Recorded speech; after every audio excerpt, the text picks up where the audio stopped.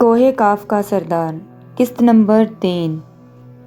زینب اپنے کمرے میں بیٹھی سوچوں میں غلطاں تھی۔ اسے اذلان کی فکر ہو رہی تھی۔ اذلان جاتے جاتے اس کے لیے کافی مہنگے کپڑے اور ضرورت کا سامان چھوڑ گیا تھا۔ زینب نے اٹھ کر الماری کھولی اور کپڑے بیڈ پر ڈھیر کر کے دیکھنے لگی۔ اس کا سارا کمرہ بدل گیا تھا۔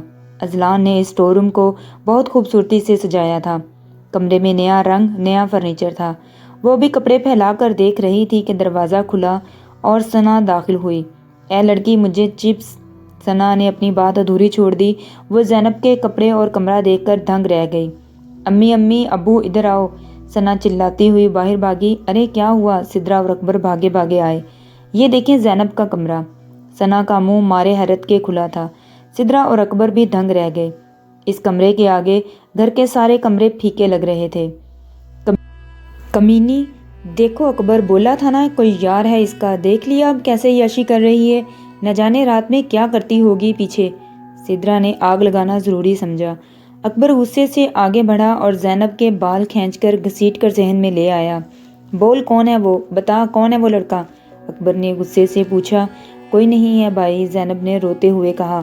تو یہ سب کون کرتا ہے؟ کون دیتا ہے تجھے چیزیں؟ اور کپڑے کہاں سے آئے؟ اکبر نے غصے سے چیخ کر کہا۔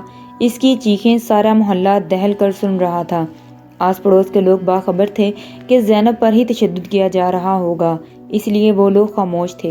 چٹاخ! زوردار تھپڑ سے زینب زمین بوس ہو گئی۔ بغیرت! اسی لیے تجھے پالا ہے تاکہ تو میری عزت تباہ کرے؟ بس بھائی بہت ہوا، اب اور نہیں۔ کیا پالا ہے آپ نے؟ ہاں، نہ پڑھایا نہ لکھایا، نہ کوئی چیز لے کر دی، نوکروں سے بدتر زندگی ہے میری۔ اب بھائی نہیں ہو، ظالم شیطان ہو آپ، اپنی بیوی کے آگے بہن کو کوئی اہمیت نہیں دیتے۔ زینب نے غصے سے پھٹ کر کہا۔ آنسو اس کے گالوں پر بہہ رہے تھے۔ تھپڑ کا نشان واضح طور پر نظر آ رہا تھا۔ اس کے ہونٹ بھی پھٹ چکے تھے۔ زبان چلاتی ہے کمینی، رک ذرا، سدرا نے جوتی اتار کر کہا تو اکبر نے اس کا بازو پکڑ لیا۔ سدرا اندر جاؤ تم، ثنا کو لے کر، اکبر نے سدرا کو حکم دیا۔ سدرا بنا کچھ بولے چلی گئی۔ اس کے خیال میں اکبر زینب کی کلاس لینے والا ہے۔ زینب تم بھی جاؤ کمرے میں۔ اکبر کے کہنے پر زینب غصے سے کمرے کی جانب چلی گئی۔ اکبر وہیں سر پکڑ کر بیٹھ گیا۔ غصے میں اپنی بہن کو کتنی اذیت دی میں نے، اف یہ کیا ہو گیا مجھ سے؟ اکبر خود کو کوس رہا تھا۔ بچپن سے وہ زینب کو بے حد پیار کرتا تھا، ہمیشہ لاڈ اٹھاتا تھا، مگر بیوی کی باتوں نے اس کے اندر زہر گھول دیا تھا۔ اکبر غصے سے سر پیٹتا ہوا گھر سے باہر نکل گیا۔ اذلان جب قبیلے پہنچا تو بزرگ کی انگوٹھی کی وجہ سے اسے تمام شیطان میں جن محسوس ہو رہے تھے۔ اذلان نے ملکہ سے ضروری گفتگو کی اور اپنی تلوار لے کر محل سے نکل گیا۔ راستے میں اسے جہاں جہاں شیطان نظر آتے وہ اپنے ساتھیوں کے ساتھ مل کر انہیں ختم کرتا جاتا۔ شیطان صرف مخبری کے لیے آئے تھے، اس لیے وہ بہت کم تھے۔ تمام شیاطین کو جہنم واصل کر کے اذلان نے ملکہ کی طرف رخ کیا۔ امی حضور، نہ جانے وہ کون سا جنگل ہے جہاں کبوت قید ہے، کبوت کے بغیر ہم ان شیطانوں کا مقابلہ نہیں کر سکتے، اذلان نے فکر مندی سے کہا۔ اذلان اس کا ایک اور حل ہے، تمہیں چلہ کاٹنا ہوگا تاکہ تم قبیلے کے گرد پھر سے حصار قائم کر سکو، اس طرح تمہیں کابوت سے بھی زیادہ طاقتیں مل جائیں گی۔ مگر کیا امی؟ اذلان یہ چلہ بہت خطرناک ہوگا، بہت مشکلات ہوں گی اس میں، اور تمہیں یہ چلہ افریقہ کے جنگلات میں جا کر کرنا ہوگا۔ ملکہ کی بات سن کر اذلان سوچ میں پڑ گیا۔ ٹھیک ہے امی، میں کروں گا، آپ مجھے طریقہ بتا دیں، اذلان نے ایک فیصلہ کن انداز میں کہا۔ ٹھیک ہے، جیسا تم کہو، ملکہ نے گہری سانس لے کر کہا۔ امی جان، مجھے کچھ سپاہیوں کی ضرورت ہے، انہیں انسانی دنیا میں بھیجنا ہے، اذلان نے ہچکتاتے ہوئے کہا۔ مگر کیوں؟ اس کی کیا ضرورت ہے؟ ملکہ نے تجسس سے پوچھا۔ امی مجھے ایک انسانی لڑکی سے محبت ہو گئی ہے، میں اس کی حفاظت کرنا چاہتا ہوں، میں کامیاب لوٹ کر اسے اپنی دنیا میں لے آؤں گا، اذلان نے تفصیل بتائی۔ مگر اذلان یہ ممکن نہیں ہے، انسانوں اور جنات کا ملن ناممکن ہے، ملکہ نے پریشانی سے کہا۔ امی جان میں جانتا ہوں، مگر یہ میرے بس میں نہیں ہے، اذلان نے ماں کا ہاتھ پکڑ کر کہا۔ اذلان، یہ سب بعد میں سوچیں گے، ابھی تم چلہ مکمل کرو، اس کے بارے میں بات نہیں کرنا چاہتی۔ جی امی جان، جیسا آپ کا حکم، اذلان کہہ کر وہاں سے چلا گیا۔ اذلان دیکھو نا، بھائی نے مجھے کتنا مارا ہے، تم کہاں ہو؟ مجھے لے جاؤ یہاں سے، زینب شیشے کے آگے کھڑی اذلان کو پکار رہی تھی۔ زینب! عقب سے آتی آواز پر وہ پلٹی۔ اذلان! زینب اذلان کو دیکھ کر روتے ہوئے اس کے گلے لگ گئی۔ زینب یہ سب کیا ہے؟ اذلان نے فکر مند سے پوچھا۔ اذلان، زینب نے اپنے اوپر کیے ہوئے ظلم کی داستان اذلان کو سنا ڈالی۔ کہاں تھے تم اذلان؟ زینب تم رو مت، میں آ گیا ہوں، یہاں بیٹھو۔ اذلان نے زینب کو پانی پلایا اور کھانا کھا کر سلا دیا۔ یہ اچھا نہیں کیا تم سب نے، ایک بار چلہ مکمل ہو لینے دو، پھر تم سب کو پوچھوں گا۔ اذلان نے غصے سے دانت پیس پیس کر کہا۔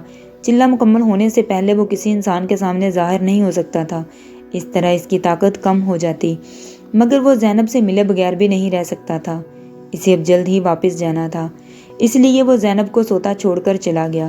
جاتے جاتے وہ اس کے گرد حصار کھینچ گیا تھا، جس سے وہ 2 دن تک نیند میں رہتی۔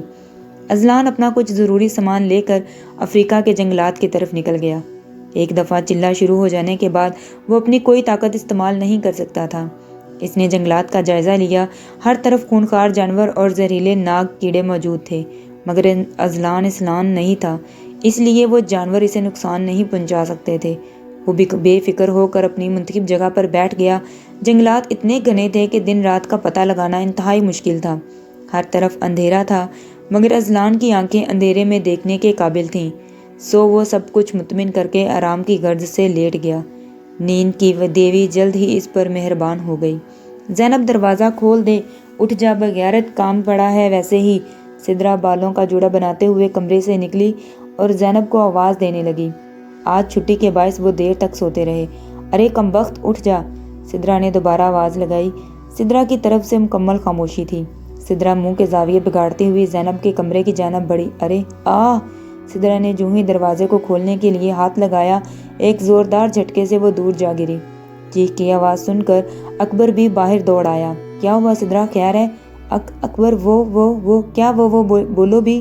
اکبر نے سدرا کو اٹھا کر کھڑا کیا۔ سدرا کمر پکڑ کر کراتے ہوئے صوفے پر بیٹھ گئی۔ اکبر، وہ زینب کے دروازے میں کچھ ہے، اس کمینی نے مجھے دھکا دیا ہے، سدرا نے منہ چڑھا کر کہا۔ کیا ہے دروازے میں؟ اکبر نے آگے بڑھ کر دروازے سے ہینڈل گھمایا تو ایک جھٹکے سے اکبر بھی دور جا گرا۔ اکبر آپ ٹھیک ہیں؟ کیا ہے؟ کیوں صبح صبح شور مچا رکھا ہے؟ آج چھٹی ہے، سونے بھی نہیں دیتے۔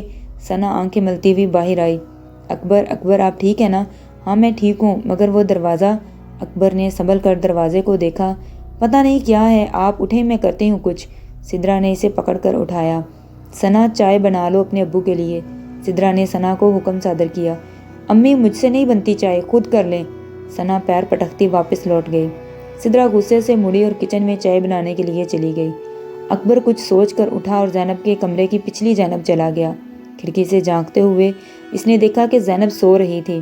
جب اس نے کروٹ بدلی تو اکبر نے سکھ کا سانس لیا اور واپس مڑ گیا۔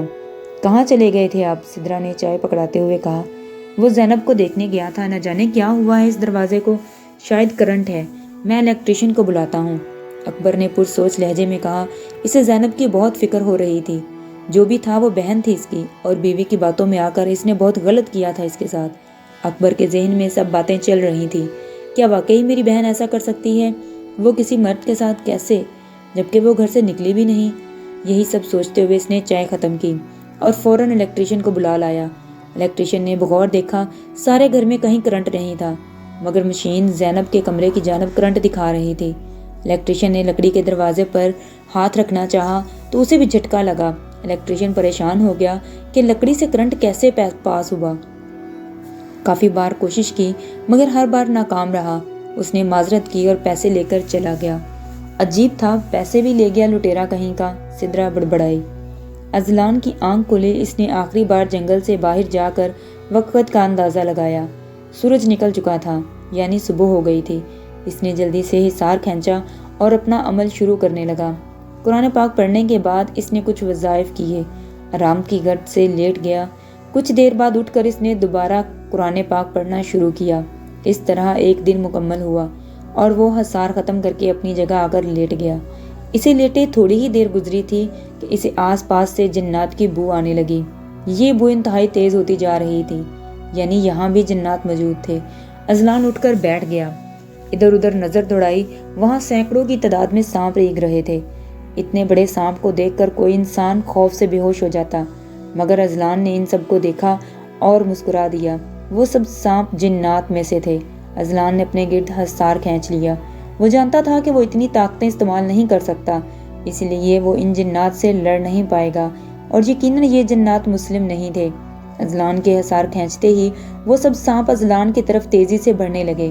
اذلان نے حیرت سے انہیں دیکھا اور سکون سے ایک طرف ہو کر بیٹھ گیا۔ حصار کے باہر وہ سب پھن پھیلا کر بیٹھ گئے۔ اذلان نے خوف سے جھرجھری لی اور وظائف پڑھنے لگا۔ وظائف پڑھتے کچھ دیر ہی گزری تھی کہ وہ سب جل کر راکھ ہو گئے۔ ایک عجیب سی روشنی نمودار ہوئی اور اذلان کے جسم میں سرایت کر گئی۔ اذلان کو ایک جھٹکا سا لگا اور وہ وہیں بے ہوش ہو گیا۔ آج دوسری صبح تھی۔ زینب بدستور سو رہی تھی۔ اکبر بہت پریشان ہو چکا تھا۔ سدرا بھی اب تفشیش میں لاحق تھی۔ ایک ثنا ہی بے نیاز اپنے فون میں گم تھی۔ اکبر، آپ کسی عالم کو بلا لائیں، زینب زندہ تو ہوگی نا؟ سدرا نے اکبر کو مشورہ دیا۔ میں جاتا ہوں امام صاحب کے پاس، اکبر نے پریشان کن انداز میں کہا۔ دوپہر کی نماز کے بعد امام صاحب کو لیے اکبر گھر آ گیا۔ امام صاحب نے گھر کا جائزہ لیا اور زینب کے کمرے کے سامنے رک گئے۔ اکبر اور سدرا امام صاحب کے پاس دم سادے کھڑے تھے۔ تم نے اچھا نہیں کیا بچی کو مار کر اکبر۔ امام صاحب کی بات پر اکبر چونکا اور پھر شرمندگی سے سر جھکا لیا۔ امام صاحب نے ایک غصیلی نگاہ سدرا پر ڈالی اور مڑ کر صحن میں آ گئے۔ کرسی پر بیٹھ کر انہوں نے تسبیح سے کچھ پڑھنا شروع کیا۔ ان کے پیچھے اکبر اور سدرا بھی آ گئے۔ اکبر، کل شام سے پہلے یہ دروازہ نہیں کھلے گا۔ تم لوگ اس کی فکر مت کرو، اپنی کرو۔ اور ہاں، دھیان رہے زینب بیٹی کو کوئی تنگ نہ کرے۔ امام صاحب نے آخری بات سدرا کو دیکھ کر کہی۔ سدرا دانت پیس کر رہ گئی۔ مگر امام صاحب، ہوا کیا ہے؟ کچھ تو بتائیں، اکبر نے پریشانی سے کہا۔ ابھی وقت نہیں ہے بتانے کا، اب میں چلتا ہوں، امام صاحب کہہ کر چلے گئے۔ پیچھے اکبر اور سدرا سوالیہ نظروں سے ایک دوسرے کو دیکھنے لگے۔ جاری ہے۔ جی تو دوستو، کہانی کا دوسرا حصہ آپ کو کیسا لگا؟ کمنٹ سیکشن میں مجھے ضرور بتائیں۔